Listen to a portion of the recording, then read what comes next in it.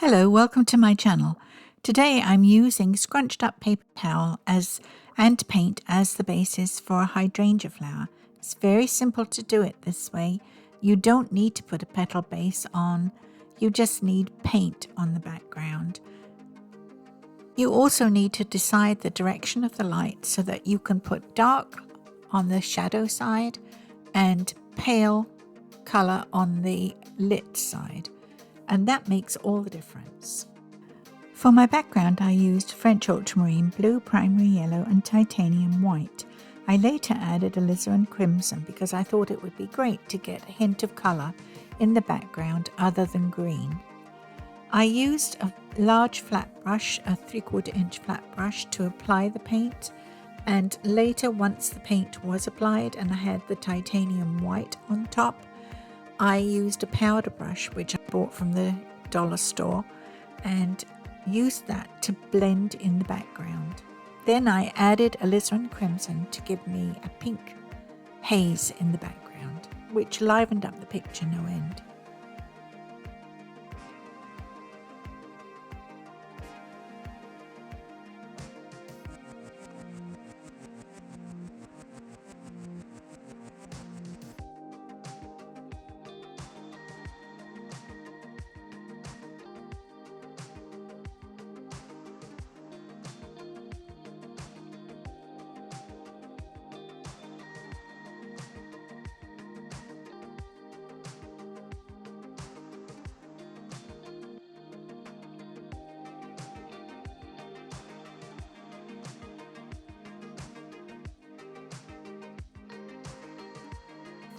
Here's the paper towel, and as you can see, I scrunch it up quite tightly in order to get as many creases as I can to leave an impression on the paper.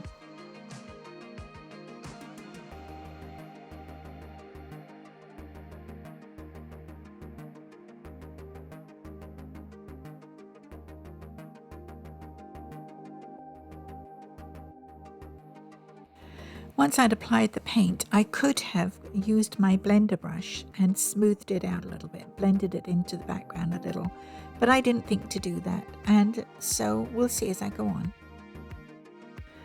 I chose a small round to put in my stems, and I should have used a liner brush because they're more flexible and give you a better thin line for a stem. I don't worry too much about it. I know I can fix that problem later on. I mix a mid-tone green and use a 3/4 inch flat to pull in the leaves from the outer edge in toward the center vein. Hydrangea leaves are quite large and a bit on the leathery looking side, so they can be a little heavy.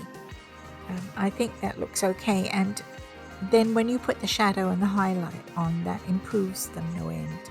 That first mid-tone, they look a little like a little flat, I suppose.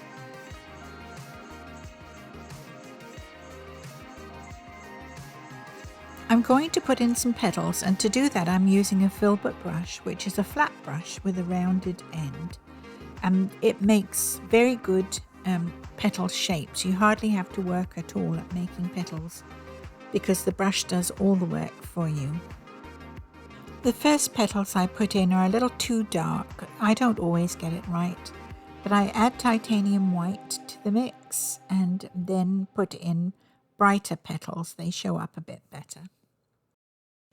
It's important to decide on the direction of the light, and then you can put in your shadow and your highlight correctly. I've put in the shadow side, and now I'm going to put in the highlight side, and I'm using straight titanium white for the highlight. When you get your shadows and highlights in the right place, it gives form to the flower. It makes it look rounded. A hydrangea is made up of many florets. It's a ball of flowers, basically. I'm putting in the odd single petal just to add a little dimension. I put in the center of the floret with a mixture of yellow and green, a very pale green, I suppose, and I don't dot in every single floret. I do 2 or 3 per flower, I think it looks better that way, and it doesn't tire your eye out looking at every single dot. And I'm quite pleased with the way these hydrangeas turned out. This is a very quick sketch, and I think I've managed to achieve what I set out to achieve, which was to show you how to use paper towel to paint a hydrangea. I mix French ultramarine blue into the pool of green to give me a shadow colour for the leaves, and I add an extra leaf just because I think it will look nicer. And I also add the same colour to the stems. I'm still not using the right brush to do this. A liner brush is really the best brush to use for stems and any fine lines that you want. They actually call it a rigger too, and they used to use it to do the lines in sailing ships.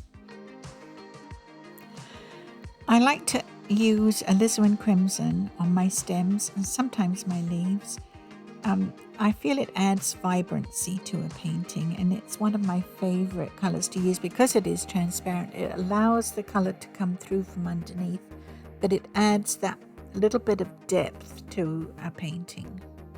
Depth and richness. For a highlight, I add primary yellow and titanium white to the mixture, and that gives me my highlight color.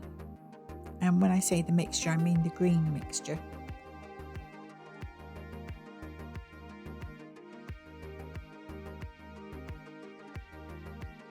I like the way this little sketch turned out. It's vibrant, it's lively, it has form, and I'm happy with it. So I hope you're happy with it too. I hope you enjoyed the video. Please like, share and subscribe. That helps my channel grow, and I'd appreciate if you could find time to do that. And thank you very much for watching. I'll see you next time.